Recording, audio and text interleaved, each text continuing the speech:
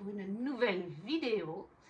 Et il s'agit pour cette fois d'une vidéo sur des livres auto-édités que j'ai déjà lus. Donc en même temps, ça fait avis lecture et découverte d'auto-édités. C'est quelque chose que j'aime beaucoup, les auto-édités. J'en possède quelques-uns encore dans ma pile à lire, quelques-uns qui sont déjà lus. J'ai un petit étage là-haut, mais je ne sais pas si vous le verrez dans la vidéo parce que c'est vraiment le tout dernier étage de la bibliothèque des favoris. Et de temps en temps, j'aime bien vous en parler pour les mettre en avant. Je m'excuse, aujourd'hui, il n'y a pas de maquillage, il n'y a même pas de lentilles, il n'y a pas de bijoux.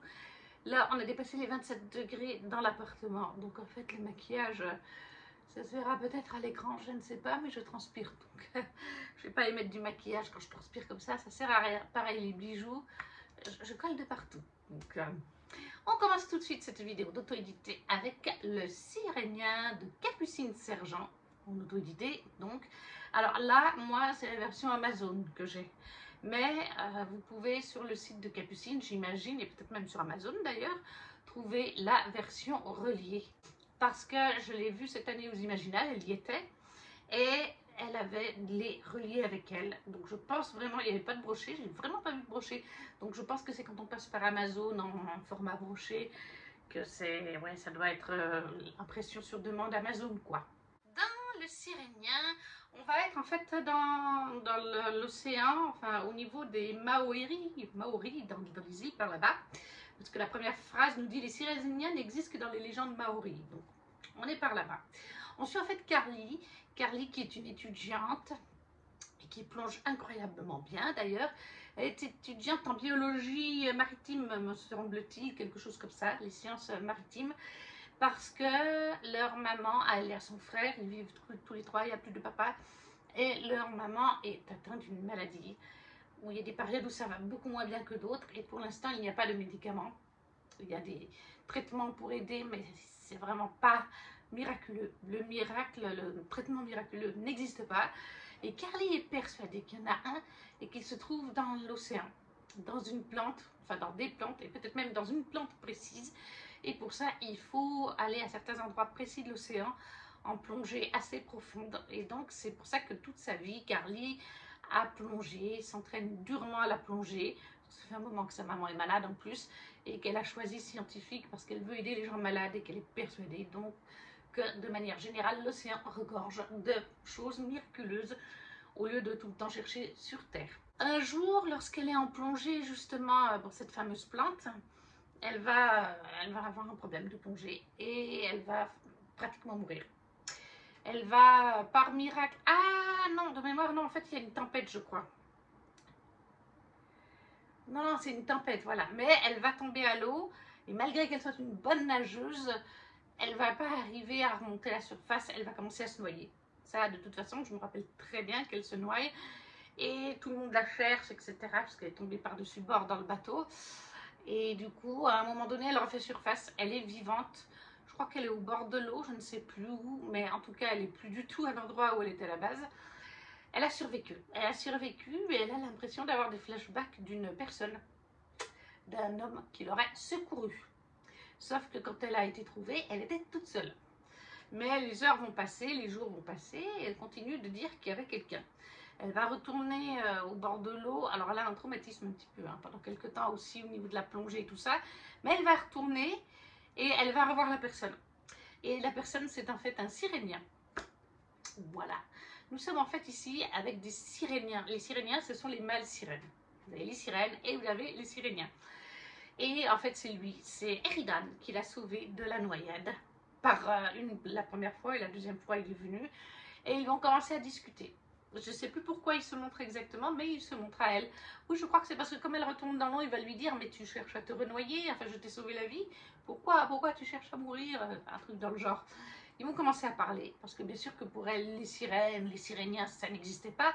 Même si dans le folklore maori, il y a des sirènes, il y a des siréniens.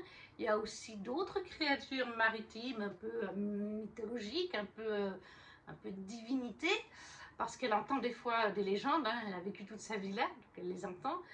Et du coup, elle va commencer à parler avec lui, à sympathiser avec lui. Ils vont se revoir plusieurs fois. Ils vont devenir amis. Et Ridan est aussi papa d'un Sirénien qui est très gentil. Là, il n'y a pas son prénom. qui sympathise aussi avec Carly. Et en fait, bah, vous imaginez bien, on est sur une romance, un one-shot qui plus est, et ils vont assez vite commencer à éprouver des sentiments l'un pour l'autre. On reste tout le temps du point de vue de Carly, ou pratiquement, mais j'ai trouvé ça très intéressant.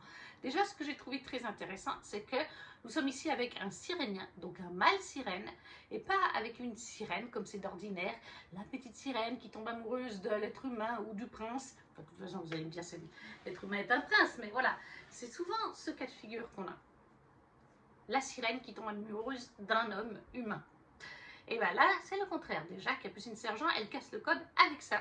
C'est un sirénien et une humaine. On casse le code là, et on casse le code sur le fameux conte où la sirène va demander à la sorcière des mers ou à son père de lui donner des jambes, ou alors dans d'autres histoires, je pense notamment à Splash de Disney aussi, le film, avec... oh mince, un acteur très connu, qui est toujours vivant d'ailleurs, comment t'appelles-tu? Je ne sais plus, bref, dans Splash, oh, c'est des années 90 ça, hein.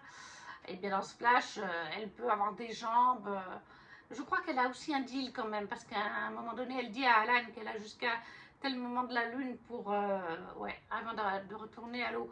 Mais voilà, elle a des jambes quand elle est sur Terre, il suffit qu'elle sèche ou sèche-cheveux, c'est pareil d'ailleurs dans H2O et dans Mako Mermaids, voilà. Il suffit que sorte de l'eau qui se sèche et les jambes apparaissent. Là, c'est pas le cas. Capucine Sergent, elle casse tous ces codes de magie où on peut être sirénien, sirène, humain, humaine, ou le contraire, hein, sait-on jamais, que l'humaine puisse aller dans l'eau, avoir une queue de poisson. Il n'y a rien de tout ça. Vous n'avez pas de magie. On est littéralement juste sur une espèce maritime, tout simplement. Comme il y a des orques, des dauphins, des machins, voilà, vous avez des siréniens et des sirènes. Et ces deux êtres de la mer et de l'océan tombent amoureux. Et là, c'est très bien construit, justement, parce que on a tout le raisonnement de Carly. Au début, c'est une amitié avec le papa puis avec le petit garçon. Et plus on avance dans cette amitié, plus elle tombe amoureuse. Elle a deux meilleurs amis humains, hein, d'ailleurs. Elle les met assez vite au courant de cette histoire. De mémoire, il l'encourage, hein, surtout la fille. Il lui dit, allez, vas-y, lance-toi. Mais Carly, ben, elle a un raisonnement logique. Je suis humaine, il est homme-poisson. Y a-t-il, même si on s'aime bien, même si mutuellement ils le savent, hein, qu'ils ont des choses, parce que lui aussi la drague quelque part, est-ce que ça reste réaliste? Est-ce que ça reste possible? Je ne peux pas aller dans l'eau plus de quelques heures, minutes, quelques heures si elle met une combinaison avec un masque spécial, pas un gros masque, quelque chose de plus discret, de très moderne, un peu dernier cri. Lui ne peut pas venir sur Terre. Ce qu'il peut faire, c'est venir sur une plage de sable. Il le fait d'ailleurs à un moment donné, dans le récit. Ils vont avoir un rendez-vous amoureux sur une plage de sable fin. Il peut se hisser sur la plage jusqu'au feu que Carly a fait. Il lui amène d'ailleurs du poisson. Lui, d'habitude, il ne mange cru. Donc là, il découvre qu'est-ce que c'est que la cuisine humaine. Le goût, le sel, le poivre, cuire au feu de bois. Ils vont manger leur petit repas, mais voilà, au bout d'un moment, pendant le repas, il faut qu'il retourne un petit moment à l'eau pour immerger sa queue, etc. Après, il peut revenir. Il ne va pas en mourir, mais c'est juste, quoi que je ne sais pas. En tout cas, il faut qu'il aille dans l'eau pour remouiller ses écailles, ses branchies, etc. pour revenir après. Ça peut durer que quelques secondes, voilà. Mais il ne peut pas aller dans un salon, dans une maison. Et elle, voilà, elle peut seulement rester des heures et des heures avec cette combinaison spéciale. Donc, c'est vrai que pendant un moment, elle va aussi se poser ces questions-là. Est-ce que c'est raisonnable de tomber amoureuse d'une créature, d'un homme poisson, littéralement? Et comment faire logistiquement? Donc là, il lui montre des possibilités avec cette plage. On a d'autres possibilités dans le sens où, avec leur maman et son frère, ils vivent littéralement au bord de l'océan. Ils vivent, je crois qu'ils vivent à l'embouchure de l'océan et du fleuve rivière de leur ville. Vraiment tout à côté. Donc à un moment donné, on a même une scène où lui est sur la rive, voilà, sur la plage à nouveau, devant chez elle. Il va même dormir avec elle parce qu'elle n'est pas bien à ce moment-là. Donc c'est possible, hein. C'est juste que... Est-ce que c'est possible à long terme? Est-ce que ça vaut le coup? Tout ça est exploré. On a aussi l'aspect de la maladie de la maman. On a tout l'aspect écologique aussi, parce qu'il se passe un truc avec le frère de Carly et son travail, qui va inclure d'ailleurs une des créatures mythologiques, enfin qui est censée être mythologique, une espèce de divinité, de Maori. Et on a tous ces aspects, parce qu'on peut remettre ça sur notre planète à nous, on peut transposer cette histoire d'amour entre deux êtres complètement différents. Parce que nous aussi, il y a des peuples, des fois, des religions, où on te dit, ouais, tu peux pas te marier avec tel et tel, ou alors c'est mal vu par la société, et c'est dans notre société aussi, des fois on a ces questionnements, est-ce que je peux être amoureuse de ce mec parce qu'on n'a pas la même culture, on n'a pas la même religion, on n'est pas censé le faire, c'est pas dans nos, oui, dans notre culture, etc. Est-ce que ça vaut le coup? On peut transposer ça l'un sur l'autre. On a ce côté avec le petit garçon aussi qui est adorable. On a toute la science autour des sirènes. D'ailleurs, à un moment donné, Garly, elle est là, mais comment vous faites des bébés en fait?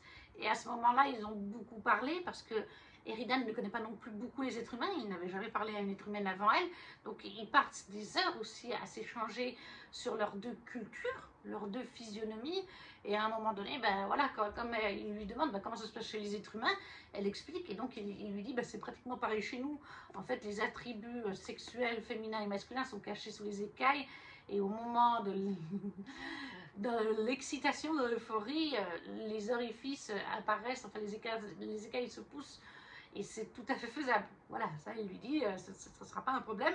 C'est pratiquement comme pour l'être humain normal, c'est juste que nous c'est des écailles au lieu des habits. Les écailles se poussent d'elles-mêmes. Voilà.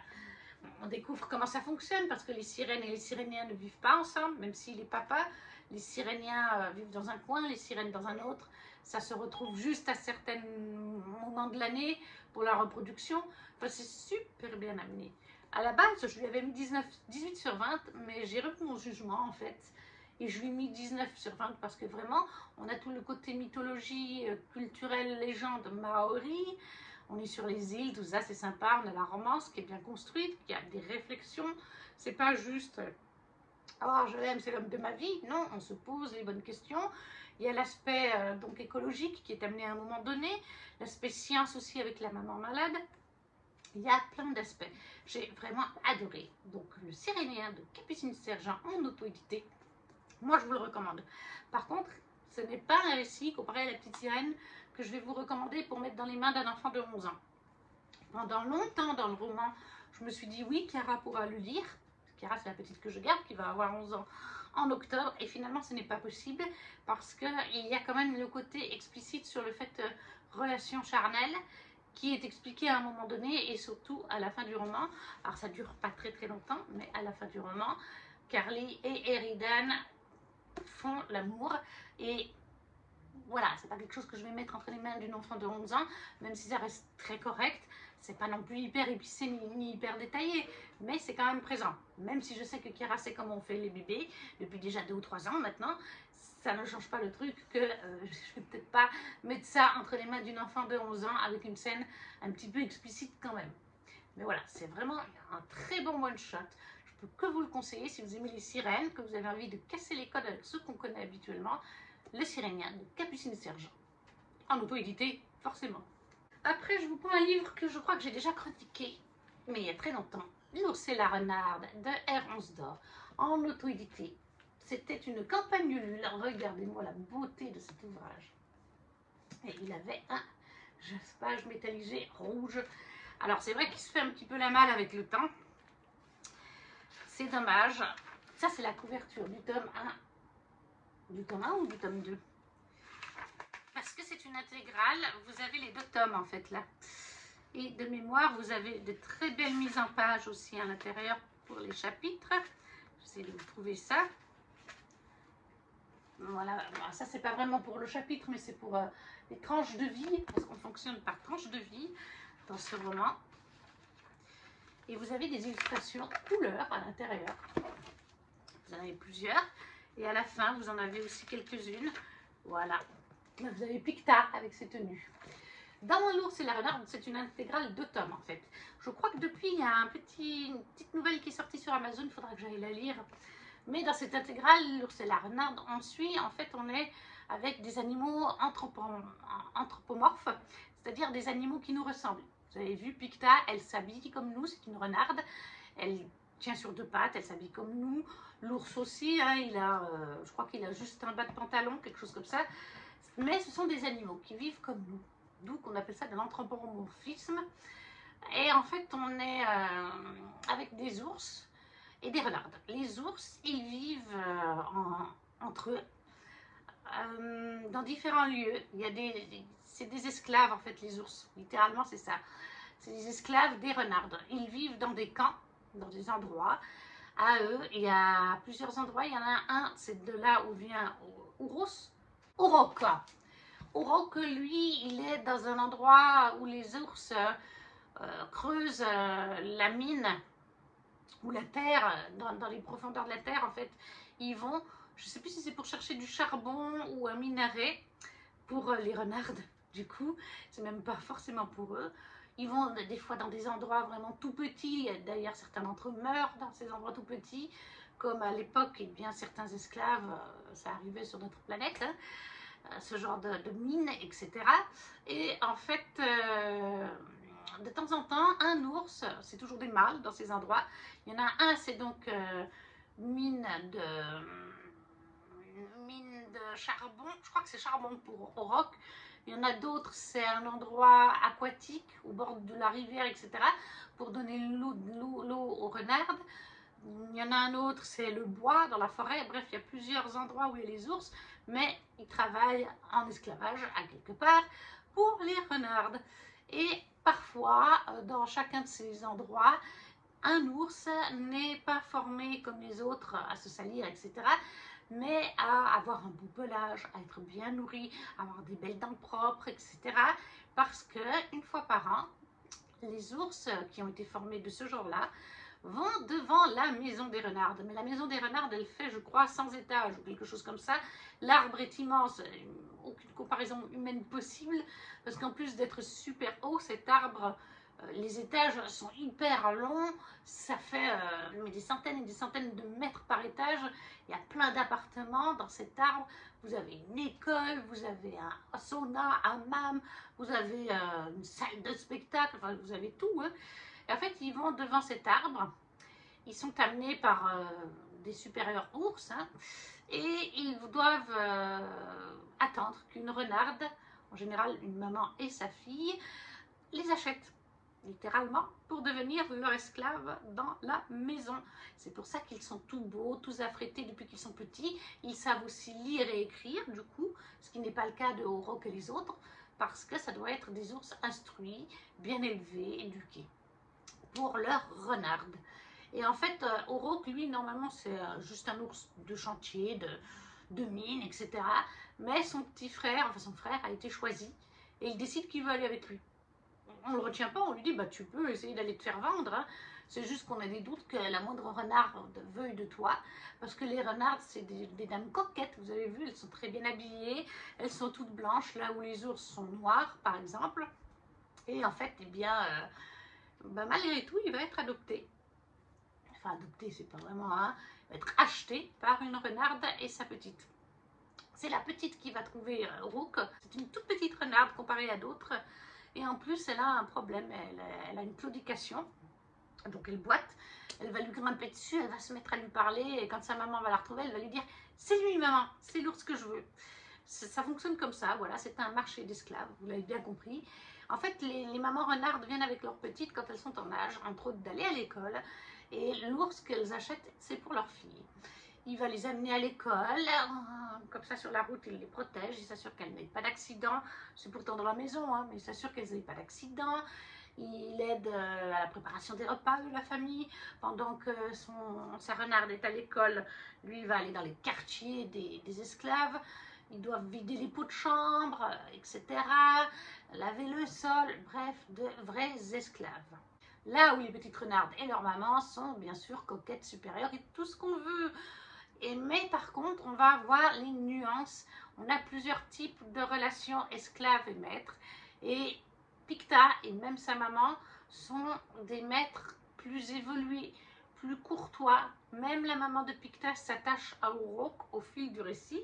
Et en fait, on va suivre l'évolution entre Orok et Picta sur pratiquement toute leur vie. À un moment donné, là je vous ai montré, on était sur 40 ans Orok, mais on va beaucoup s'axer sur la jeunesse de Picta et d'Orok. Ils vont grandir ensemble. Alors l'ours est toujours un peu plus vieux que la renarde, hein, mais voilà, ils vont vieillir ensemble. Et puis il va se passer des événements qui font qu'ils vont devoir se séparer, qu'ils vont se retrouver, etc. C'est une relation compliquée entre eux, parce qu'en plus de ça, ils vont quand même, à quelque part, quand Picta sera plus grande, tomber amoureux. Malgré lui, il va quand même tout de suite s'attacher à Picta, ses sœurs, parce qu'elles sont deux autres sœurs, je crois, et leur maman. Parce que comme je vous dis, ce ne sont pas des renardes méchantes. Vous avez vraiment, vous voyez, il le voit, d'autres renardes se comportent avec ses frères, dans le sens frère ours, hein, vraiment comme de la merde. Ils sont pris plus bas que terre. Ce n'est pas le cas de Picta, ce n'est pas le cas de ses sœurs ni de sa maman. Il s'entend très bien avec elle, c'est presque comme un frère. Seulement, on est dans un univers d'esclavagisme et c'est impitoyable. Il y a plein de choses que Errance d'Or met en avant dans ce récit. Déjà, rien que le fait que les renardes, elles sont blanches. Les ours sont noirs. Vous voyez déjà, la couleur de peau de chacune des deux espèces est parfois évoquée. Vous transposez ça sur nous, êtres humains, vous avez la référence esclavagisme, racisme. Vous avez tout un côté LGBT. Parce qu'il faut savoir, je vous parle des renardes et je vous parle des ours. À aucun moment j'ai fait appel aux renards ni aux oursonnes. Parce qu'il n'y a pas d'oursonne, ours féminin, pardon, et il n'y a pas de renard. Voilà. Je pense pas que c'est un spoiler, moi je le considère pas comme tel parce que je l'ai vu venir assez vite, mais oui, les renards se reproduisent en fait avec l'ours qu'elles achètent quand elles sont petites. C'est censé se passer comme ça. Ils sont pas censés le découvrir quand la renarde est petite et puis que l'ours vient d'arriver. Ils le découvrent bien plus tard, mais voilà, Uruk et Picta en prennent conscience. En fait, elle va devoir se reproduire avec lui, c'est comme ça que ça fonctionne. Et il naîtra des renardes et des oursons. Et les oursons, ce sont les mâles, les renardes, forcément les femelles, partiront, seront séparés. Même si la renarde a un de chaque, l'ours va dans les camps d'ours. La renarde est élevée à la bonne manière avec les renards. Voilà. C'est tout un côté aussi, je ne sais même pas comment on peut classer ce genre-là, mais c'est pas normal. C'est pas normal de séparer des bébés de leur maman et de leur papa. Et une fois que le mâle a fait son office, une fois que l'ours a reproduit, eh bien, il est retiré à sa renarde et il est envoyé dans d'autres endroits de la maison. Je vous dis, il y a 100 étages. Il y a la moitié des étages qui est pour l'été et l'autre moitié pour l'hiver. En été, vous allez dans les étages où il y a les jardins, par exemple. Il y a même des jardins sur cet arbre. C'est même pas des petites terrasses, non, non, c'est des vrais jardins. Et du coup, par exemple, vous êtes en hiver, vous êtes reproduit, la petite renarde va bientôt accoucher, eh bien, on envoie son ours avec qui elle a été des années, on l'envoie dans la partie des domestiques, parce qu'il y a des parties cachées aux renardes, on l'envoie, lui était à l'étage genre 10, et bon, on va l'envoyer à l'étage 47. Comme ça, il ne verra plus jamais de sa vie sa renarde, et elle ne le verra plus jamais. Elle gardera la renarde à élever et l'ours lui est retiré. Mais les renardes, la plupart acceptent ça. C'est elles qui ont mis ces lois, c'est elles les chefs. Mais il y a des renardes qui malheureusement n'acceptent pas bien ça. Voudraient que les choses évoluent, voudraient qu'il n'y ait plus autant d'esclavagisme, que les ours soient plus acceptés. Et Picta va en faire partie, elle et quelques-unes de ses amies, parce qu'en plus Picta tombe amoureuse d'Uruk et Uruk tombe amoureux d'elle. Mais voilà, le contexte n'est pas idéal.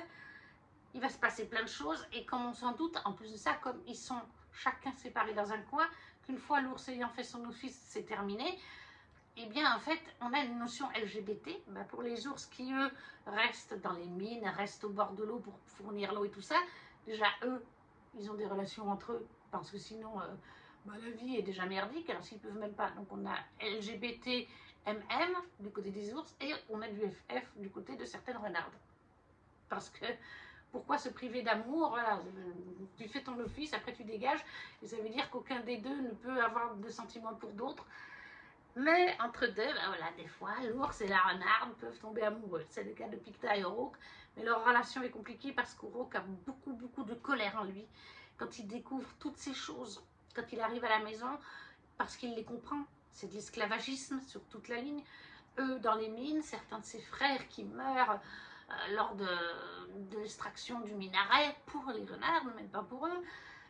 Ses frères ours qui sont esclaves, qui après avoir fait leur office ne revoient jamais leurs renardes. Certaines renardes qui se comportent comme des vraiment hyper méchante. Elles flagellent leurs ours, etc.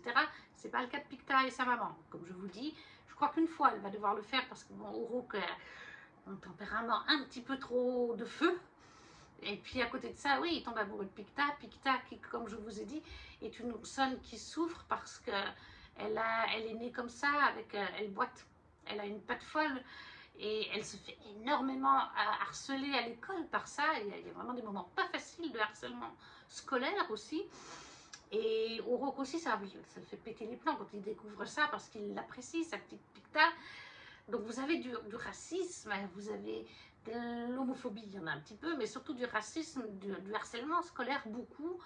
Vous avez du LGBT, vous avez un peu de violence aussi, vous avez du viol. Voilà, à un moment donné, vous avez du viol, je ne vous dirai pas ni comment ni pourquoi. Il y a des scènes pas faciles dans le deuxième tome, qui se passent des années plus tard. Mais vraiment, on peut transposer ça sur nous humains, et c'est un roman qui fait extrêmement réfléchir. Voilà, c'est une duologie, comme je vous dis, il y a 2 tomes, mais ça fait extrêmement réfléchir, et il est hyper touchant, hyper prenant. Alors la fin, c'est pas celle que je souhaitais. Il y a différents types de fins. Il y en a vraiment des fins que je déteste. Il y en a que j'aime moyen, et il y en a que j'aime beaucoup. Je vous dirai pas quel genre j'aime beaucoup, quel genre je déteste. On était sur une fin moyenne pour moi. Je voulais autre chose, j'espérais autre chose. C'est pas si... Voilà, c'est moyen. Mais c'était vraiment un coup de cœur monumental pour cette duologie, en fait. De L'Ours et la Renarde, de R11 d'Or. C'est actuellement mon récit préféré de R11 d'Or. J'en ai lu d'autres, je vous en parlerai dans d'autres vidéos. Mais voilà, L'Ours et la Renarde, c'est intégral, lisez-le. Ensuite, j'ai la duologie de Cœur glacé d'Élodie Faidherbe, toujours en auto-édité. Alors là, c'est la version brochée. Je pense que c'est la version Amazon, parce qu'en tout cas, je l'ai commandée sur Amazon. Et ça, c'est la version reliée pour le T2 que j'ai commandée sur le site d'Élodie Faidherbe, qui est très jolie. Dans le relié, d'ailleurs, vous avez des illustrations. Je vais vous montrer. Alors, par contre, pour les deux, j'avais des fins de chapitre au tome 2, Fragrantia, quand c'est Fragrantia qui parle. Un chapitre de son point de vue, vous avez une petite fée, c'est Clochette. Les entêtes de chapitre sont comme ceci, très jolies. Et quand c'est dans son tome, quand c'est Riche qui parle, les petites fées sont une peluche. Et je vais essayer de vous trouver une illustration. Ce qu'il y a, c'est qu'il y a des illustrations, mais il y en a beaucoup sur la fin. Et malheureusement, il y a 2 illustrations. Alors celle-là, elle est explicite, mais bon, on voit pas ce qu'ils font. Enfin, elle est explicite dans le sens où on sait ce qu'ils font, mais il n'y a pas de sein ni quoi que ce soit. Mais il y en a une autre, elle est un peu trop sexy. On voit l'appendice masculin. Donc je ne peux pas vous le montrer, je ne vais pas me faire censurer par YouTube. Mais voici, par exemple, une illustration qui n'est pas trop vulgaire. C'est une figure de patinage. C'est pas vulgaire. C'est sexy, mais c'est pas vulgaire. Donc voilà, dans ce tome-là qui est envoyé sur le site d'Élodie, il y a au moins les illustrations. Après, vous pouvez aussi les acheter en couleur sur son site. Mais dans le livre, elles sont en noir et blanc. Par contre, dans le brochet, parce que j'ai pris le tome 1 en 2024 en brochet, celui-là est sorti en 2025, eh bien, il n'y a pas du tout d'illustration. Il est très joli aussi, mais il n'y a pas d'illustration. Voilà, comme pour l'autre, il y a des petits patins pour les centaines de chapitres. Quand c'est les chapitres de Oshi, on a un Peter Pan. Et quand c'est les chapitres d'Hélios, on a un Crochet, de Capitaine Crochet. Dans le tome 1, dans cette duologie, en fait, on va suivre 2 meilleurs amis. Dans le tome 1, on suit Oshi. Et dans le tome 2, on suit Fragrantia. Ils sont donc meilleurs amis et patineurs, avec à leur côté Rich, un autre patineur. Ils sont à la base en individuel chacun, mais bon, ils s'entraînent en même temps et tout ça à Colmar, en France. Il y avait un 4e patineur, mais il est décédé. C'était leur ami, et plus pour Oshi en fait.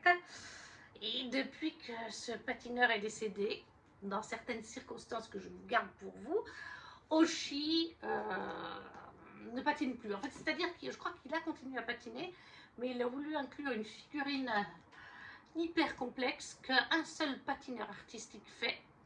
c'est Helios Walker. Helios Walker, c'est le héros suprême de Oshi. Il l'a même rencontré quand il était enfant.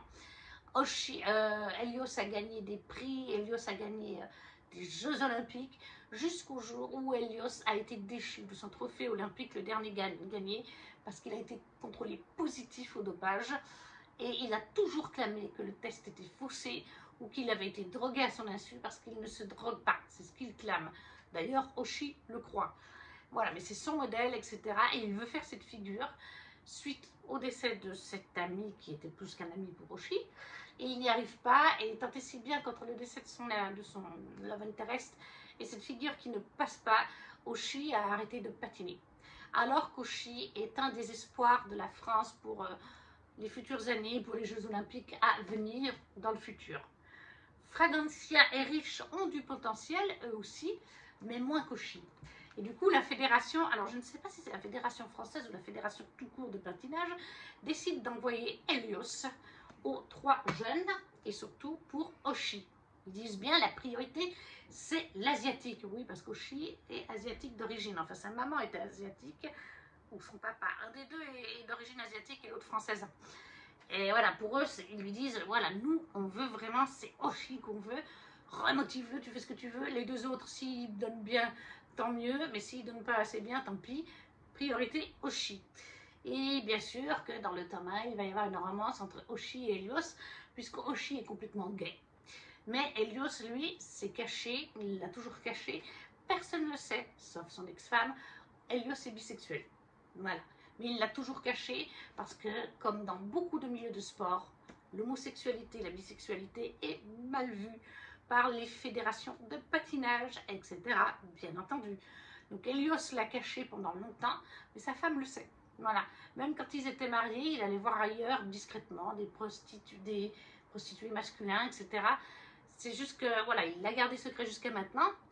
Et en fait, il va débarquer à Colmar, va commencer à former Oshi. Oshi, qui même s'il a été brisé sur certains points dans sa vie, continue de donner, enfin dès qu'il voit Helios, il est ravi, c'est son idole. Et il en a toujours été un peu amoureux, hein, il a ses posters dans la chambre, même s'il a 18 ou 19 ans maintenant, Oshi, il a quand même toujours les posters. Donc tout de suite, il va commencer à essayer de draguer Helios. Fragancia lui dit, mais t'es sûr que ça va marcher? Tu crois que...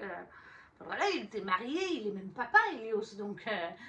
mais il essaye et il voit que ça fonctionne. Helios n'est pas indifférent, il le sent. Helios lui-même lui fait du rentre-dedans. Donc voilà, ça c'est vraiment le tome 1. La romance entre Helios et Oshi. Excusez-moi, j'ai le ventilateur qui tourne et j'ai des poils de chat dans les yeux, dans le nez. Ah putain, j'aime mes Norvégiens, mais qu'est-ce que ça peut être agaçant avec leurs grands poils. Voilà, donc ça c'est vraiment le tome 1, c'est Helios qui va reconstruire Oshi, qui va le transcender ou pas d'ailleurs, ça je vous dirai pas. Et dans le tome 2, c'est Fragancia et Rich, la relation amoureuse. On les découvre dans le tome 1, puisque je vous dis, ils s'entraînent la plupart du temps tous les 3. Et Fragancia, c'est la meilleure amie de Oshi. On voit encore Helios, mais après, dans ce tome 2, on va plus loin dans le temps. On continue après la fin du tome 1, en fait. On commence pour ce tome 2 vers le milieu du tome 1, même pas. Et on termine bien après le tome 1, en fait. Et en fait, Helios, c'est toujours leur coach, mais à ce moment-là, il est plus axé sur Oshi. Et ils ont du coup un deuxième coach, parce qu'en fait, très vite, Helios va dire, mais en fait, Fragancia est riche, il faut qu'ils fassent du patinage ensemble. Fragancia, elle est douée, mais elle n'arrive pas à passer certains caps, et il se dit qu'en fait, s'ils font de la danse artistique, donc c'est la danse de couple, et pas toute seule, elle va plus briller que toute seule, elle va plus se transcender, et Rich est en fait son meilleur ennemi, son pire ennemi, on peut dire les deux pour mutuellement, même au début, Oshi aussi, Helios, Rich est son ennemi, et en fait, plus on va progresser dans la saga, déjà dans le tome 1, dans cette biologie, plus Oshi et Helios vont se rendre compte que Rich, en fait, il est amoureux de Fragancia. Oshi s'en rend compte au fil du roman, il se dit, mais en fait, il emmerde Fragancia, il lui fait des crasses parce qu'en fait, il l'aime à sa manière, il en est red dingue. Oshi le comprend, Fragrantia va finir par le comprendre, mais bien plus tard, dans le tome 2. Elle-même va commencer à éprouver des sentiments. Ils étaient ennemis depuis l'enfance, mais est-ce qu'ils étaient vraiment ennemis quand ils se sont rencontrés lors du bac à sable? Parce que littéralement, elle avait 3 ans quand elle a rencontré Rich. Elle pleurait comme un bébé, elle était malheureuse. Et Rich s'en souvient très bien, et elle s'en souvient. Mais après, la vie fait qu'il va se passer des événements, et Fragrantia a un petit peu modifié sa façon de penser sur Rich. Et Rich a changé son comportement, et on découvre pourquoi. On découvre, ouais, Rich a une vie pas facile. De toute façon, Oshi comme Rich ont vécu des choses difficiles. Il y a des trigger warnings dans cette duologie. Il y a vraiment des moments difficiles pour les deux personnages. Je ne veux pas vous donner le trigger warning, mais de toute façon, si vous le voulez, venez me le demander. Mais ouais, ils ont vécu quelque chose de similaire l'un et l'autre, mais de différent en même temps, parce que ça ne concerne pas les mêmes personnes. Mais ouais, ils ont... Et c'est pas facile. Il y a des moments difficiles à lire dans cette duologie. Pour l'un comme pour l'autre, ils ont des traumatismes. Ceux de Rich sont quand même importants. Son père est un véritable connard. Excusez-moi, il n'y a pas d'autre mot. C'est pas un père. C'est une immondice de la nature. Il n'y a pas d'autre mot possible. Et en fait, ce qui est très drôle, c'est que c'est super bien écrit. Franchement, la psychologie des personnages, ils ne sont pas tout gris ou tout noirs. C'est le cas de Rich. On peut penser qu'il est tout noir, mais en fait, il a des nuances de gris et même de blanc. C'est pareil pour Oshi. On peut penser qu'il est tout noir dans le sens où il a beaucoup souffert, mais il garde quand même des points positifs dans sa vie. Il est très poète, il a de l'humour. Enfin, Rich, il en a aussi, mais les personnages sont super intéressants, super émouvants, touchants à leur manière. Et les thématiques sont touchantes et fortes. L'écriture d'Elodie est magnifique. J'hésitais à lire Villa et Mila parce que je sais que c'est très glauque, que Elodie résume, elle écrit vraiment des scènes gore dans Villa et Mila parce que c'est un tueur en série, un tueur, ouais, pas un tueur en série, un psychopathe, bref, un tueur, et on a des détails sur des dissections, des choses comme ça, mais en fait, elle a une plume tellement belle, j'ai envie de la découvrir. On sent qu'elle a étudié le patinage, et d'ailleurs elle le dit bien dans les 2 tomes. Elle a fait une interview avec le coach, je crois, avec le coach de Brian Joubert, l'ancien entraîneur de Brian Joubert, qui lui a donné des conseils, etc., pour bien écrire son roman. Donc on sent qu'elle s'implique, et j'ai envie de lire Villa et Mila, et finalement je l'ai commencé là, dans un challenge Discord en fait. Parce que, déjà que j'avais envie de le lire, même si j'avais peur de ces scènes-là, parce qu'en plus, comme on m'a dit, Elodie Federbe, je crois qu'Elodie est infirmière et son mari est ambulancier. Donc autant vous dire que la physionomie humaine, l'anatomie humaine, les dissections du corps humain et tout ça, eh ben ils connaissent. C'est réaliste et fidèle. On ne peut pas faire mieux que ça, je pense. Mais je me suis lancée.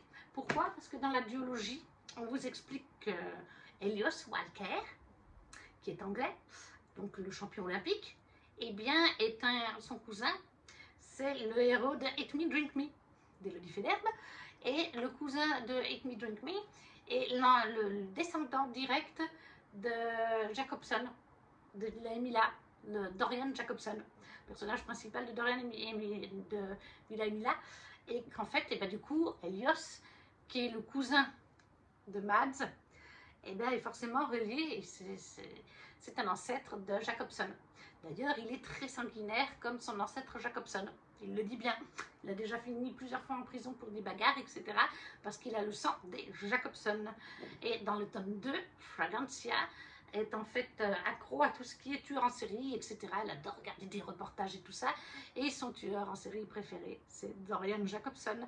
Et à un moment donné, on découvre les descendants directs de Jacobson. Alors, Mads, c'est un cousin Jacobson, mais on découvre à la fin de ce tome 2 ce qui devrait être les petits-enfants des Jacobson.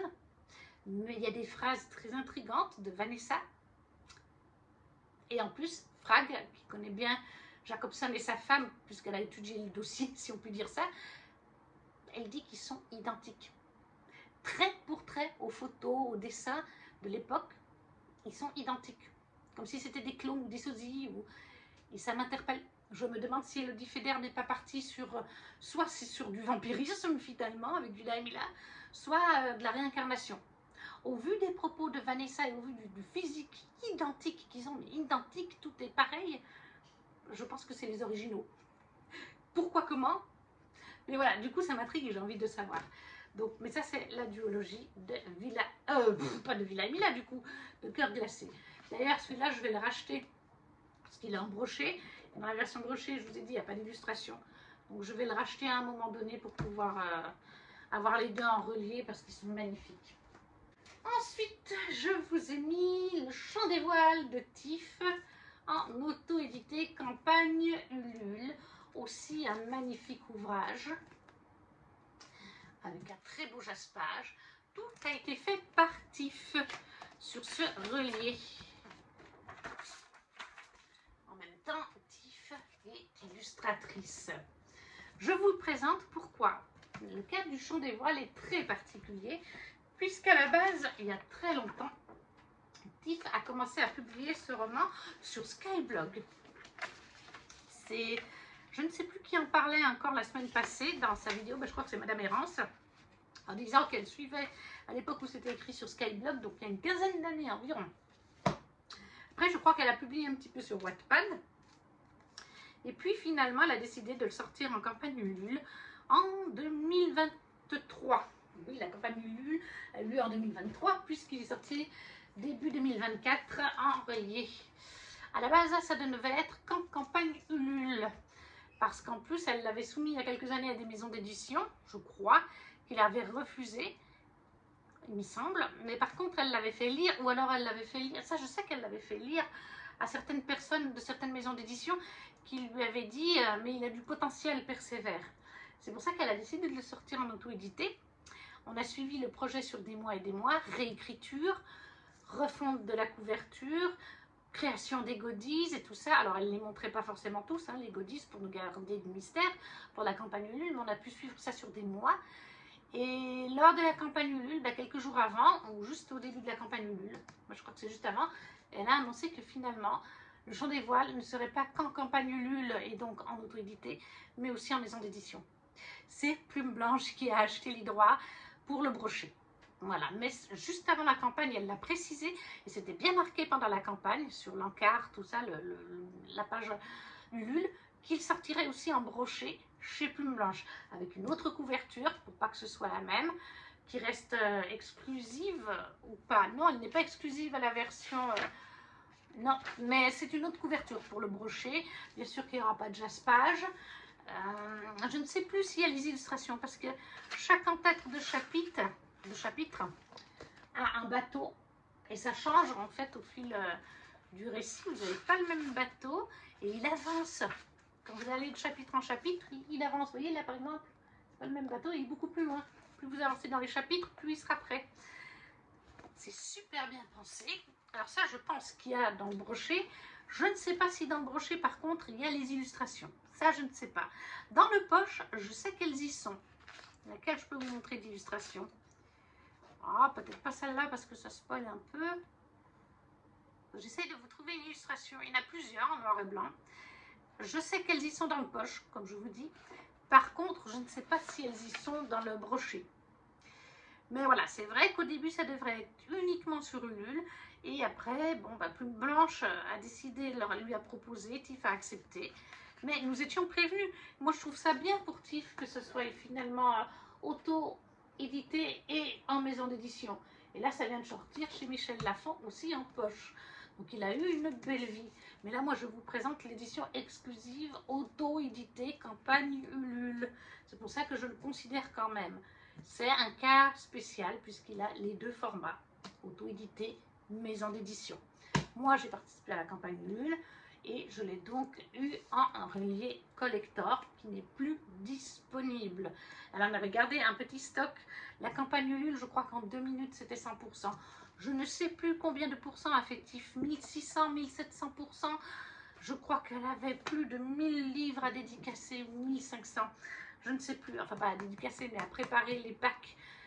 C'était incroyable de voir ça quand elle a reçu les palettes, déjà les petits goodies, mais quand elle a reçu surtout les palettes de livres, mais elle en avait partout dans son salon, parce que c'est ça aussi l'auto-édité. Et quand c'est en campagne, c'est que ça arrive chez vous. Pour Erance d'Or, par exemple, elle, ce qu'elle fait, c'est qu'elle loue littéralement une grange pour pouvoir préparer les pâques et tout ça, parce qu'elle n'a pas la place chez elle. Tiff a tout fait chez elle. Elle en avait jusque dans sa cuisine, devant son lave-vaisselle, devant sa plonge, entre les cartons, les godisses, tout. C'était incroyable. Mais voilà, le chant des voiles, c'est un one-shot de fantasy maritime, mais il n'y a pas vraiment de magie dedans. Il y a des petits aspects. On peut se poser 2-3 petites questions à certains moments, mais techniquement, c'est pas fantastique en fait, c'est pas fantasy dans ce sens-là. C'est juste qu'on est sur une fantaisie maritime, et encore, je dirais même pas fantaisie maritime, parce qu'on est sur notre planète, vous avez la carte. Et on est sur notre planète. Donc on n'est pas vraiment... c'est fantaisie dans le sens où c'est un petit peu inventé, mais on est quand même sur notre planète. Et on suit en fait Luca. Luca qui rêve de devenir, d'aller sur un bateau, de devenir matelot et idéalement un jour capitaine de son navire. Sauf qu'à cette époque, on est dans les années 1000, je ne sais plus combien, eh bien les femmes ne sont techniquement pratiquement pas admises sur les bateaux. Il y a même certains hommes qui redoutent les femmes sur les bateaux parce que ça portait malheur, soi-disant, qu'une femme soit sur un navire. Mais Luca n'en démord pas, c'est son rêve. Et elle va finir par se faire embaucher sur l'Andéavour, un bateau où elle va être en fait avec le... Comment on appelle ça? Je ne sais plus comment on appelle ça, mais elle est avec Axel. Axel, voilà, c'est le maître-coq du navire, donc celui qui s'occupe de la bouffe. Donc elle va être avec lui. C'est le capitaine qui va l'accepter parce que oui, le capitaine aimerait bien que les choses changent et ouvrir les portes aux femmes. Mais malheureusement, malgré que le capitaine ait donné son accord, ça va être difficile pour Luca. Beaucoup des matelots ne veulent pas d'elle à bord, soit parce que justement il y a des superstitions autour des femmes, soit parce que pour d'autres hommes, les femmes sont là pour s'envoyer en l'air, vous voyez le genre. Bref, c'est très sexiste ce milieu-là à ce moment-là. Et Luca va essayer avec ses rêves d'évoluer là-dedans, de faire évoluer les mentalités, et ça ne va pas être tout le temps tout simple. On va bien sûr avoir des trahisons à gauche à droite, des pirates, vous imaginez bien. J'ai adoré. Franchement, pour la saison d'été, c'est vraiment un petit bijou. Je ne sais plus combien je lui ai mis, attendez voir. Le chant des voiles, j'ai mis 19. Pour les cœurs glacés, ça a été des coups de cœur. À part ça, tout comme l'ours et la renarde, ça a été des 20 sur 20. Hein, je voulais vous le préciser. Et là, on est sur un beau 19 sur 20.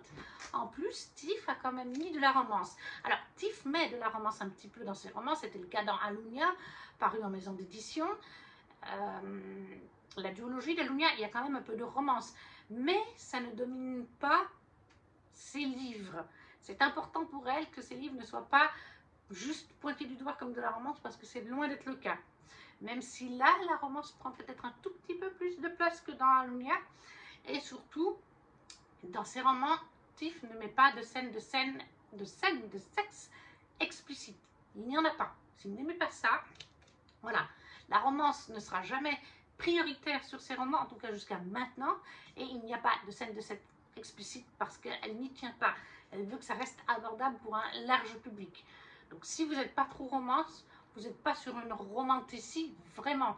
C'est vraiment plutôt l'histoire de Luca, et au milieu de tout ça, elle aura une petite romance, mais le point principal, c'est l'évolution de Luca, son rêve de devenir peut-être un jour capitaine, si c'est possible. Et les aventures qu'elle va avoir pour y arriver, les amitiés qu'elle va créer, et bien sûr, la romance. Il était vraiment super bien écrit, j'ai passé un super bon moment. Je l'ai préféré à Alunia. Mais pour l'instant, je garde le meilleur qui est Elvira. Voilà, parmi tous les écrits de Tiff, j'ai lu tout ce qu'elle a écrit pour l'instant. Pour moi, Elvira a été un gros coup de cœur. J'ai adoré ce personnage, son histoire. Et celui-là est un petit peu plus devant Alunia, légèrement, mais un tout petit peu plus, parce que j'ai beaucoup aimé sa plume, j'ai beaucoup aimé l'histoire, le côté pas facile pour Luca de se faire une place dans un monde sexiste, majociste. Ouais, vraiment. Et puis, cette petite touche, comme je vous ai dit, qui est un petit peu magique, mais sans l'être réellement, où est-ce qu'elle l'est quand même? C'est très subtil, mais ouais, j'ai beaucoup aimé. Ça m'a transporté totalement l'été passé sur ce bateau. Je ne peux pas en dire plus. La fin, par contre, la fin, et Tiff le sait, m'a frustrée. Voilà, c'était pas la fin que j'espérais. Vraiment pas. J'aurais préféré autre chose. Mais bon, je connais Tiff. Voilà, elle est un petit peu comme Morgane Rugraff avec Lune Ardente.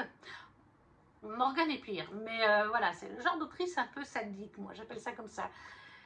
Alors bon, c'est toujours mieux que la fin d'Elvira, pardon, Elvira la pire fin de toute ma vie, merci Tiff, mais voilà, j'avais envie d'autre chose. Après, je comprends totalement ce que Tiff fait avec ses romans, le pourquoi du comment, donc je l'accepte totalement. Moi, j'ai beaucoup aimé et je vous le conseille. Après, oui, c'est très young adulte. Voilà, Tiff fait du young adulte. Déjà, comme je vous dis, il n'y a pas de scène de sexe explicite. Les romances ne prennent pas le pas. Et il n'y a pas non plus de la violence. Alors, il y a de la violence là, mais il n'y a pas 1000 scènes gore, 1000 scènes de sang. Non, c'est vraiment axé pour un public large et young adulte. Voilà, Chant de voile de Tiff en auto-édité, le relié collector. Mais il est sorti en poche et en brochet chez Plume Blanche, le poche Michel Lafon. Vous pouvez lire cette histoire. En plus, il existe en audio et en e-book aussi. Vous avez plein de manières de l'entendre, de l'écouter, de le voir, de le lire. Simplement, le relié, vous ne le trouverez nulle part, sauf sur Vinted. Et en général, ils se font une sacrée marge sur Vinted. Quelque chose que Tiff n'aime pas, ça la scandalise, les prix que ça peut être vendu. Mais voilà. Et le dernier roman, enfin c'est pas un roman, c'est une saga en 4 tomes. C'est les Chroniques des fleurs d'opale de Yelena, en auto-édité. Des magnifiques ouvrages qu'Yelena a commencé il y a des années et qu'elle a fini, si je ne me trompe pas, ça s'est terminé en 2022 avec la campagne Ulule du tome 2.2. Parce que ça fonctionne par 2 tomes chez Yelena. C'est 2 duologies de 2 tomes. Oui, 2 duologies. 1.1, 1.2, 2.2 et 2.2.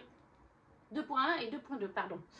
Voilà, c'est des duologies et elles se passent dans le même monde, mais elles ne vont pas traiter... elles vont traiter, dans la deuxième duologie, on va traiter des descendants, en fait, des protagonistes de la duologie 1 et des survivants de la duologie 1. Donc, on peut moins parler de la duologie 2 sans vous spoiler qui survit, qui ne survit pas, qui a un enfant, qui n'en a pas.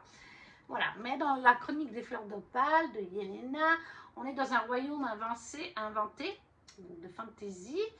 Et en fait, on a 2 peuples qui se font la guerre. Ce qui est assez con parce qu'ils ont pratiquement les mêmes dieux et déesses. Mais c'est comme ça, ils se font la guerre depuis toujours. C'est les royaumes de, je ne sais plus, l'Empire Neltiad et l'Eden... Ah, j'arrive pas à lire l'autre. Edenor, le deuxième royaume, voilà. L'Edenor essaye d'annihiler les Neltiad, le royaume des Neltiad. Et Diftil est une Neltiad. C'est une Neltiad, elle vivait avec son petit frère, sa maman. Leur papa est décédé un petit peu avant ça. Et leur village est attaqué par les, comme je vous ai dit, les Edenor. C'était un village sur la frontière en plus entre les 2 royaumes. La maman va être tuée. Diftil et son petit frère vont réussir à s'enfuir, mais ils doivent absolument se séparer dans les scènes de combat qui se passent, parce que si vous êtes à 2, vous êtes plus voyant que tout seul. Ils se donnent rendez-vous dans la forêt à un tel endroit le lendemain matin. Diftil y va, mais elle ne trouve pas son frère, elle pense qu'il a été tué, etc. Et en fait, par mégarde, elle va franchir la frontière. Ça fait des heures qu'elle n'a pas bu, manger. Elle a vécu des scènes horribles, elle a vu sa mère mourir, etc. Et elle va être recueillie dans une église du royaume adverse, du royaume qui vient donc de massacrer son peuple. Seulement que Diftil, elle a un logo sur son front. Non, ça se voit pas, mais elle a un symbole sur son front. Et c'est le symbole de la déesse de la mort, je crois que c'est ça. La déesse aveugle, ça elle s'appelle. Elle serait la 5e fille de la déesse aveugle. C'est ce que les religieux qui la trouvent pensent.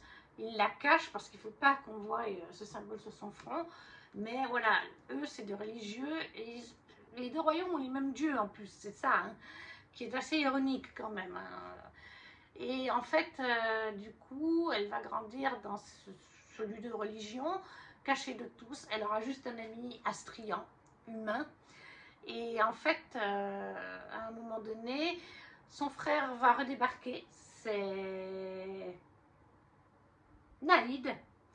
Il l'a persuadé de partir avec lui parce qu'en fait, Saïrn, le prêtre de là-bas, compte la livrer en fait à son roi pour en faire, pour ses pouvoirs en fait, parce qu'ils savent qu'elle va avoir des pouvoirs comme elle a eu la marque de la déesse, ils savent qu'elle aura les pouvoirs de la déesse. Et en fait, elle va vite se rendre compte que Naïd, qui était vivant, qui apparaît donc à ce moment-là en lui disant « Coucou, je suis vivant », des années plus tard, le prêtre va te vendre, enfin voilà, tu vas être utilisé pour tes pouvoirs. Elle réalise qu'en fait son frère lui dit la vérité et elle va partir en quête de ses pouvoirs, de la déesse qui la représente, d'autres personnes qui ont des pouvoirs comme elle, parce que chaque dieu, déesse, a un représentant sur Terre avec ses pouvoirs. Donc elle va partir en quête de ces autres personnes-là. Ça va la mener dans différents espaces du royaume Neltaïd. J'ai toujours du mal à dire. Oui, Neltaïd. Neltiad et Edenor. Pour les découvrir. J'ai adoré cette duologie où Diftil évolue. Tous les personnages évoluent, ils en rencontrent des nouveaux. J'ai adoré, je ne sais plus comment elle s'appelle, un personnage féminin qui a un sacré tempérament aussi. Diftil en a aussi. J'ai adoré Diftil et son amoureux Altrira. Je vous l'ai dit avant. Bref, j'ai adoré ces personnages. Naïd, bien sûr. Astrian, voilà, son amoureux c'est Astrian.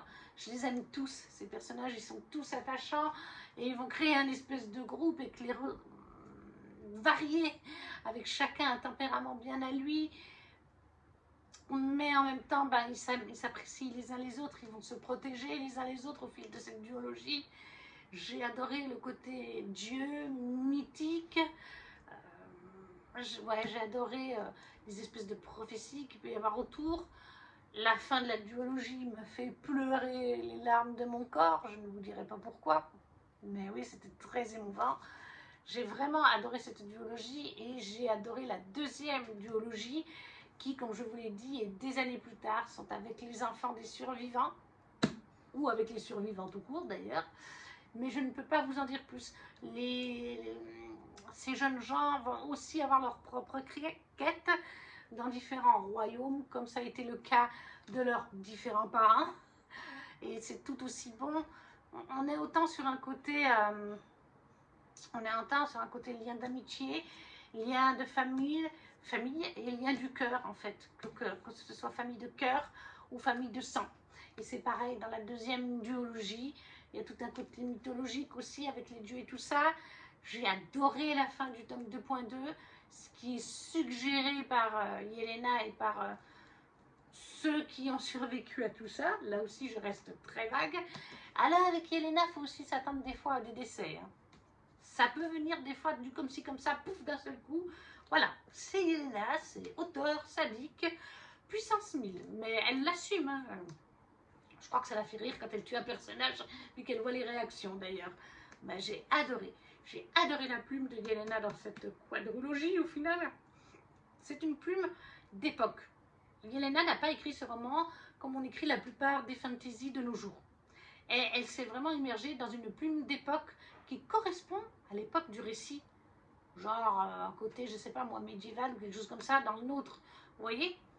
Parce que des fois, dans la fantasy, on vous dit qu'on est dans une époque médiévale, mais les personnages ont un langage assez moderne, des expressions ou des manières d'être qui sont trop proches de ce qu'on est nous, dans une société du 21e siècle, qui ne colle pas forcément avec un univers médiéval. Là, on est complètement sur une plume qui colle à l'univers et à l'époque de l'univers. Après, justement, ça n'a pas plu forcément à tout le monde, parce que comme c'est une plume différente, il y en a qui n'accrochent pas. Moi, j'ai justement adoré ce fait. Ça rend le récit encore plus crédible pour moi sur l'époque où ça se trouve. Voilà, parce que je ne vois pas un personnage être là, je prends un exemple, mais à l'époque médiévale, « Yo, mon gars, comment tu vas ?» On parle comme ça maintenant, on ne parlait pas comme ça à l'époque médiévale. C'est pas le cas du tout. Donc moi, j'ai adoré sa plume à Yelena dans cette quadrologie. J'ai adoré ces personnages qui sont tous attachants à leur manière. Certains sont hyper drôles, d'autres sont plus sombres. Mais voilà, j'ai adoré cette saga que je vous conseille, qui est toujours disponible. Alors je crois que maintenant Irena ne fait plus que les brochets. Les reliés, il me semble que c'est terminé. Mais très bien aussi en brochet, hein. Le brochet a la même couverture en plus. Et voilà, la vidéo est à présent terminée. Je vous ai présenté en tout 6 livres. Après, bon, bah, comme je vous dis, hein, les fleurs d'opale, c'est une quadrologie. Je n'allais pas sortir les 4 tomes, je vous ai présenté le premier. Là, je vous ai présenté un petit peu les deux parce que les histoires sont connectées, mais différentes et qu'elles peuvent se lire indépendamment l'une de l'autre, hein, totalement. Et là, c'est une duologie aussi, mais c'est une intégrale. N'hésitez pas à me laisser un commentaire pour me dire ce que vous avez pensé de la vidéo, si vous avez lu certains de ces livres ou s'ils vous font envie. Si vous ne savez pas quoi mettre, un petit emoji, ça soutient la chaîne, comme le petit pouce. À vous abonner si ce n'est pas déjà fait. Et nous, on se retrouve très vite pour une prochaine vidéo. Ciao, ciao!